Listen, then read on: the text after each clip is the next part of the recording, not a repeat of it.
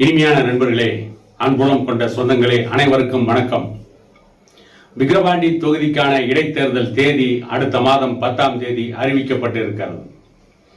அந்த இடைத்தேர்தலை முன்னிட்டு பல்வேறு அரசியல் கட்சிகளும் வேட்பாளர்களை களமிறக்குவதில் தீவிரம் காட்டிக் கொண்டிருக்கிறது. இந்த விக்கிரவாண்டி இடைத்தேர்தலில் பாட்டாளி மக்கள் கட்சியிலும் போட்டியிடப் போவதாக செய்தி வந்து கொண்டிருக்கிறது. பொதுவாக இடைத்தேர்தலில் போட்டியிடாத பாட்டாளி மக்கள் கட்சி இந்த விக்கிரவாண்டி தொகுதி இடைத்தேர்தலில் போட்டியிடுவதற்கு சில காரணங்கள் இருக்கிறது. இந்த விக்கிரவாண்டி தொகுதி இடைத்தேர்தலில் பாமக போட்டியிடுமா என்பதை பற்றி கூடிய விரைவில் முக்கிய அறிவிப்பு வெளிவர இருக்கிறது என்பதை பற்றித்தான் இந்த காணொலியில் சற்று விரிவாக காண இருக்கிறோம். விக்கிரவாண்டி தொகுதி பாட்டாளி மக்கள் கட்சி செல்வாக்குள்ள தொகுதிகளில் ஒன்று.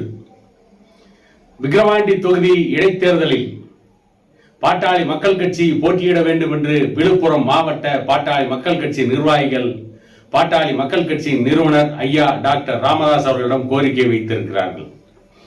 அதன் அடிப்படையில் அந்த தொகுதியில் பாட்டாளி மக்கள் கட்சி போட்டியிடும் என்று பல்வேறு ஊடகங்கள் செய்திகளை வெளியிட்டுக் கொண்டிருக்கிறது. சமீபத்தில் கூட செய்தியை வெளியிட்ட ஒரு ஊடகம், பாட்டாளி மக்கள் கட்சி கிட்டத்தட்ட விக்கிரவாண்டி தொகுதி இடைத்தேர்தலில் போட்டியிடுவது உறுதியாகிவிட்டது. காரணம், அந்த தொகுதியில் போட்டியிட்டு தன்னுடைய செல்வாக்கை நிரூபிக்க வேண்டும் என்று பாட்டாளி மக்கள் கட்சி நினைக்கிறது.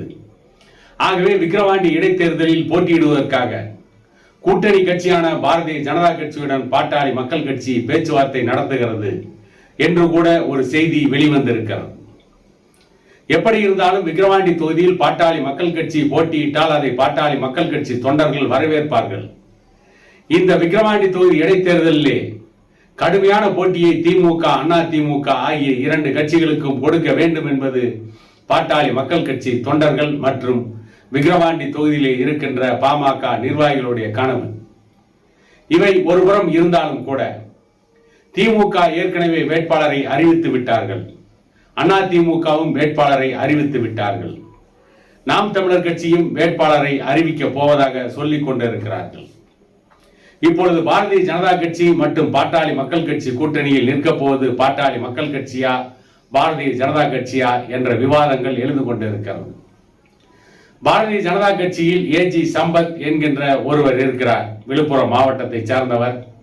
திமுகவிற்கு உதயசூரியன் சின்னத்தை தாரை வார்த்து கொடுத்த ஏ கோவிந்தசாமி, திமுகவில் கலைஞர் மந்திரி சபையில் அமைச்சராக இருந்தவர், செல்வாக்கு மிக்க தலைவர். அவர்தான் திண்டிவனம் கலை கல்லூரியின் பெயர் அவருடைய பெயரிலே தான் இருக்கிறது. அவரை இருட்டடிப்பு செய்ய அந்த கலை கல்லூரி பலமுறை முயற்சித்தது. அவற்றிற்கு எதிராக பாட்டாளி மக்கள் கட்சியின் நிறுவனர் டாக்டர் ஐயா அவர்கள் பலமுறை போராடித்தான் ஏ கோவிந்தசாமி பெயரை பாட்டாளி மக்கள் கட்சி காப்பாற்றி இருக்கிறது. அவருடைய மகன் தான் ஏஜி சம்பத். திமுகவிலிருந்து வெளியேற்றப்பட்டார். திமுகவிலிருந்து வெளியேறுகின்ற சூழ்நிலையை உருவாக்கினார்கள். அதற்கு அடிப்படை காரணமாக இருந்தது விழுப்புரம் மாவட்டத்தில் திமுகவின் வன்னியர் சமூகத்தை சார்ந்த தலைவர்களாக இருந்த செஞ்சி ராமச்சந்திரன், ஏஜி சம்பத், இன்னும் பல வன்னியர்களை திமுகவை விட்டு விழுப்புரம் மாவட்டத்திலிருந்து வெளியேற்றியதற்கு காரணகர்த்தா இன்றைய விழுப்புரம் மாவட்டத்துடைய அமைச்சர் பொன்முடி.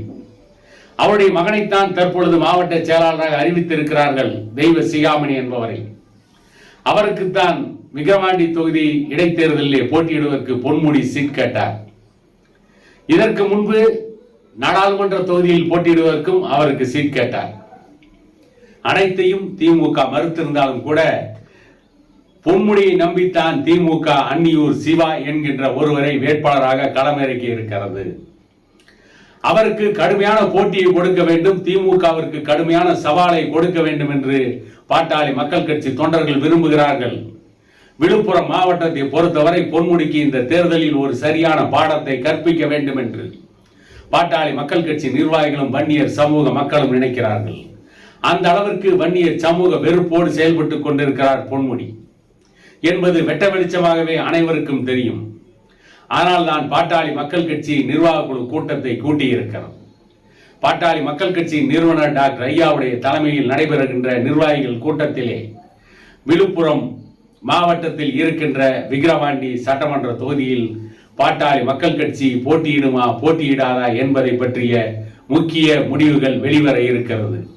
அதற்கு பிறகு அறிவிப்பு வெளியாகும் என்றும், பாட்டாளி மக்கள் கட்சி போட்டியிடுவதாக இருந்தால் வேட்பாளர் பெயர் வெகு விரைவில் அறிவிக்கப்படும் என்றும், அல்லது என்ன நிலைமை என்பதை பற்றி பாட்டாளி மக்கள் கட்சியின் நிறுவனர் டாக்டர் ஐயா அவர்கள் தெல்ல தெளிவாக அறிவிப்பார் என்றும் எதிர்பார்க்கப்படுகிறது. டாக்டர் ஐயா அவர்கள் என்ன அறிவிக்க போகிறார் என்பதை எதிர்பார்த்து திமுக, அதிமுக உள்ளிட்ட கட்சிகளும் தவித்துக் கொண்டிருக்கிறது. பாரதிய ஜனதா கட்சியும் பெரிய அளவில் பாட்டாளி மக்கள் கட்சியுடைய கூட்டணி முடிவை எதிர்பார்த்துக் கொண்டிருக்கிறது. பாரதிய ஜனதா கட்சி பாட்டாளி மக்கள் கட்சியின் பேச்சுவார்த்தை முடிவில் என்ன அறிவிப்பு வெளியாகும் என்பதை பொறுத்திருந்து பார்ப்போம். எப்படி இருந்தாலும் ஒரு சிறப்பான அறிவிப்பு டாக்டர் ஐயாவிடமிருந்து வரும் என்று பாட்டாளி மக்கள் கட்சி தொண்டர்கள் எதிர்பார்த்து காத்துக் கொண்டிருக்கிறார்கள் என கூறிக்கொண்டு இன்னொரு காணொலியில் உங்களை சந்திக்கும் வரை உங்களிடமிருந்து விடைபெறுவது உங்கள் எடப்பாடி துரைசாமி.